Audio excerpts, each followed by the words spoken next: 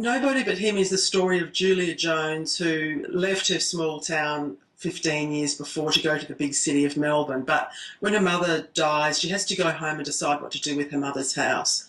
What she doesn't expect is to run into the man whose heart she broke 15 years before. And we find out answers to the questions. Will she stay? Will she go back to Melbourne? Will she be able to say no to the gorgeous Ryan Blackburn a second time? For answers to all these questions, you have to pick up Nobody But Him and find out. I guess the most difficult challenge for me in writing Nobody But Him was knowing what to do. It was my first book. I had no idea whether anyone would ever want to read it, and I was just thrilled beyond belief when Harlequin picked it up and then asked me if I'd written anything else. It was a dream come true.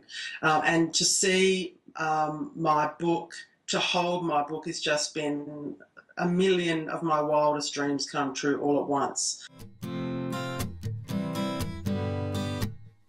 It's all about that fantasy we have of running away to the beach, where the air is cleaner, the water's beautiful, it's warm, where you can leave all your worries behind in the city, you don't have to work.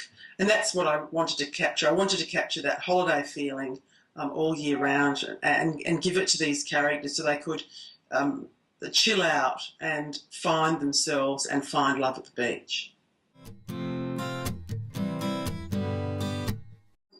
At the moment, I'm working on the third book in the trilogy. The second book is finished, and in fact, if you want a sneak peek, there's a chapter in the back of Nobody But Him. So you kind of get a bit of a sneak peek and a 2-for-1. But I'm deep in thought and planning for my third book, and I'm obsessed with those two characters, just as I was with Julia and Ryan in the first book. So I've got lots of trials and tribulations planned for those characters as I write that book.